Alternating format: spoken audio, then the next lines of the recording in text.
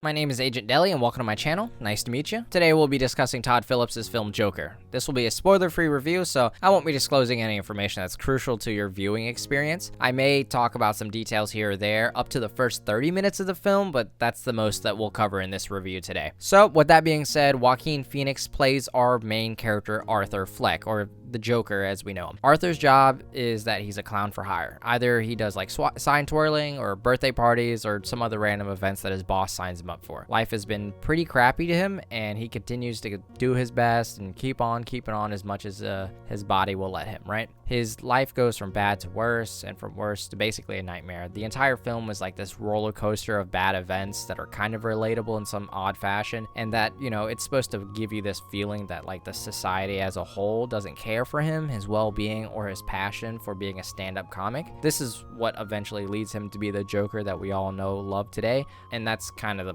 entire film put in the simplest form. I'm going to be breaking this up into 3 sections, right? The good, the bad, and the ugly. So let's dive right into what I really enjoyed about this movie. I really enjoyed Joaquin Phoenix's acting. Like, he's so fantastic on screen. Like, whenever he's not on screen, I missed him for not being on screen. Like, whenever he's away, I'm like, yo, bring him back, right? So, like, I kind of felt bad for him, and I definitely felt like there was something off about him from the start, right? And the movie puts Arthur in many situations that kind of help pushes that theme. It's also a very pretty film with a really good score. Like, there's nothing too loud or in your face about the movie from the soundtrack. Like, there's no sad violin in the background of a conversation to give a cue that like, oh, you're supposed to cry here. Oh, you're supposed to be sad right here. Like, all the conversations and moments in the film are scored pretty neutrally, if I can remember correctly. And so like, you're free to feel how you feel about the film's content. After all, this is a character study film, so we spend an uncomfortable amount of time with our protagonist, and I'm really happy that the movie lets you feel how you feel. Like, it doesn't treat you like you're stupid. Unfortunately, that's as much praise as the film gets for me. Like, the next thing we're going to be covering is the bad. And when I say bad, I don't want you to think that this film is necessarily bad, but I do feel like it has its shortcomings, as with every other film in the world, right? I'm not entirely sure what they were going with Zazie Beetz' character. Like, she's this like love interest slash neighbor for Arthur, and Arthur kind of pines after her, but it never really feels like a 3-dimensional fleshed out character. And honestly, she would have been much more appealing character if she was fleshed out more. She's just kind of thrown in there when they need her and then discarded her when they're done with her, right? So she's very far from a woman in the fridge trope, but to some extent she's actually kind of pointless. The other bad thing I feel like that really wasn't fleshed out was the political slash socio-economical class plot point. On one hand, I do feel like it's very in line with Arthur Fleck's ideology for just like raising a middle finger as his answer to everything, but on the other hand, I feel like there isn't really much thought put behind it. Like, it's almost like there was already a blame and someone's already pointing their finger to the subject matter of social economical status, and Arthur just kind of showed up and ran with that as much as possible. I get that he's poor and there's no real reason,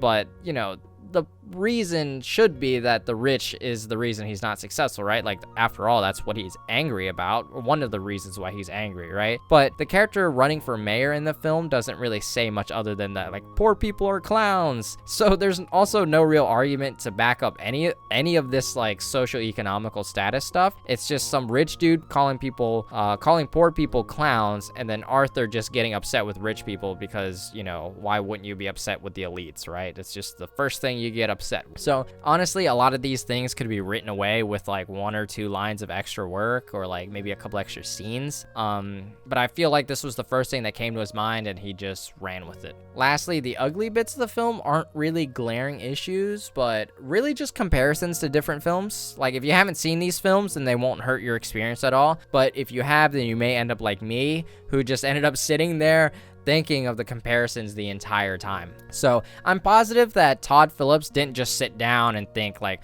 oh, I'm going to rip off these movies, right? Like, Taxi Driver came out 43 years ago in 1976, and I didn't come along until like 21 years after the film was released. So if you're like me, it's way before your time. I actually watched Taxi Driver pretty recently because it was added to Netflix, I think like a couple months back. So while I was watching Joker, I definitely felt the inspiration from Taxi Driver at certain points, and honestly, at certain points, Joker borrows a little too much from Taxi Driver, for at least for my taste. Like, it borrowed as little as camera movements, which I noticed since the beginning of the film, like the first 10-20 minutes of the film, and then in some points it borrowed like plot points, like whole plot points, and I felt like that was one of those things where I was like, I don't know, right? Like, the point I'm trying to make is that why would you watch an imitation when you can watch the real thing, right? Like, Taxi Driver is 43 years old, but it still exists out there in the world. Like, you can go watch that at any moment in time, right? I also do want to say that Joker is by no means a cheap imitation or like a plagiarized version of Taxi Driver, but I do think that it dances a little too often on the line for my taste. I can't think of a better inspiration than Taxi Driver, though.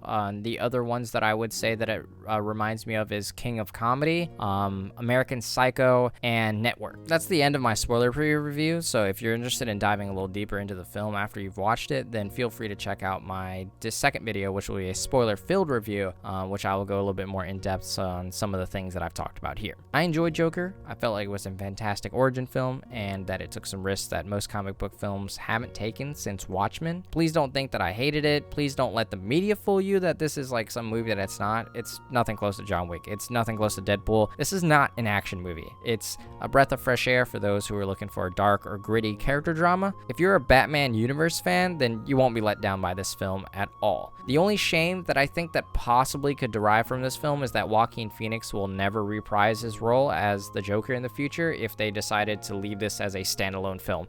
So with that being said, I rate this film like a 7 out of 10.